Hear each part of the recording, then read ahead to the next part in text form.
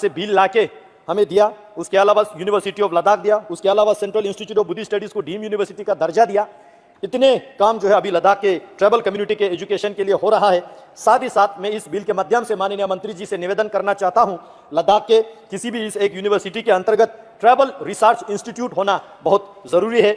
मैं ये आपके माध्यम से मांग करना चाहता हूं, जिसके माध्यम से पूरे देश भर में ट्राइबल कम्युनिटी के साथ साथ विशेष रूप से लद्दाख के अलग अलग ट्राइबल के बारे में जानकारी हासिल करें, रिसर्च करें, उस पर उनके उन्नति के लिए क्या करना चाहिए, जियो पॉलिटिकल स्ट्रेटेजीज के चेंजेस में क्या होना चाहिए, उसमें ट्राइबल का क्या योगदान होना चाहिए, ये मैं आपके माध्यम से मांग करना चाहता हूं।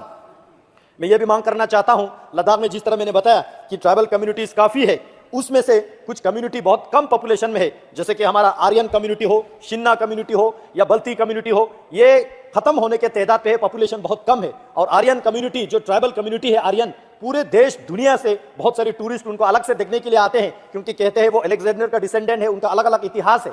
और ये इसको बचाए रखने के लिए, उनके पॉपुलेशन को बचाए रखने के लिए, उनके भाषा को, उनके पहचान को, उनकी संस्कृति को बचाए रखने के लिए ट्राइबल रिसर्च सेंटर लद्दाख में होना बहुत जरूरी है। साथ ही साथ मैं आपके माध्यम से माननीय मंत्री जी और माननीय सरकार से मांग करना चाहता हूं कि लद्दाख के इन ट्राइबल कम्युनिटीज को जो खत्म होने के तादाद पे है, जो वल्नरेबल है, इनको यूनेस्को में जो है इंटेंजिबल हेरिटेज के नाम से घोषित करें और मिनिस्ट्री ऑफ कल्चर हो, मिनिस्ट्री ऑफ ट्राइबल की ओर से स्पेशल फोकस देने की आवश्यकता है। और पूरे हिमालयन क्षेत्र में जितने भी ट्राइबल कम्युनिटी रहते हैं, ज्यादातर बोटी भाषा को बोलने वाले लोग हैं। मैं सरकार से मांग करना चाहूंगा बोटी भाषा को भारत की 8वीं अनुसूची में शामिल करने के साथ साथ जो स्पेसिफिक ट्राइबल कम्युनिटी के जो भाषा है, दादी आर्या हो, शिन्ना हो, बल्ती हो या पुरखी हो, ऐसे जबानों को भी प्रमोट करने की जरूरत है, प्रिजर्व करने की जरूरत है। मैं ये आपके माध्यम से मांग रखना चाहूंगा। शिक्षा के बात हो रहा है तो मैं बात जरूर जिक्र करना चाहूंगा, एकलव्य मॉडल रेजिडेंशियल स्कूल, हालांकि मिनिस्ट्री ऑफ ट्राइबल का विषय है, लेकिन एक बात मैं आपके माध्यम से मंत्रालय के संज्ञान में लाना चाहूंगा। एक तो मैं माननीय प्रधानमंत्री जी को बहुत बहुत आभार व्यक्त करना चाहूंगा,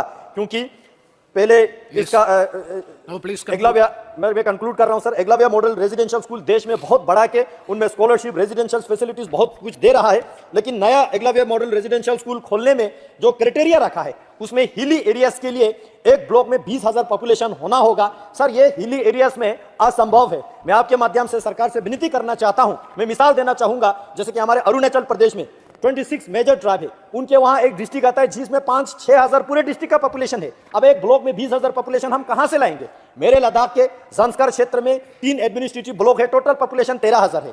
मेरे नुब्रा में टोटल 13-14 हजार पॉपुलेशन है, वहां पे 3 ब्लॉक है।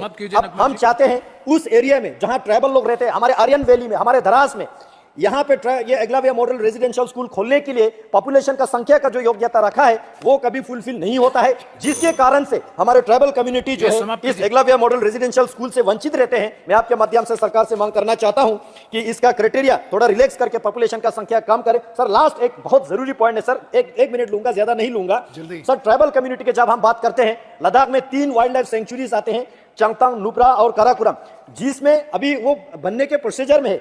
ये वाइल्ड लाइफ एक्ट 1987 द्वारा लाया गया है, जो अभी फाइनल स्टेज पे भी नहीं हुआ है, फाइनल नहीं है, लेकिन एडमिनिस्ट्रेशन के, ये मुझे लगता है आईएफएस और आईएएस के ही झगड़ा है, जिसके वजह से हमारे लोग सफर कर रहे हैं। सर मैं इसको क्लोज कर रहा हूं सर, पर डिमांड तो रखने दीजिए ना सर, इसका डिमांड रख लेता हूं, कोई पूरा बैकग्राउंड नहीं बताऊंगा, पूरा डिमांड रखूंगा।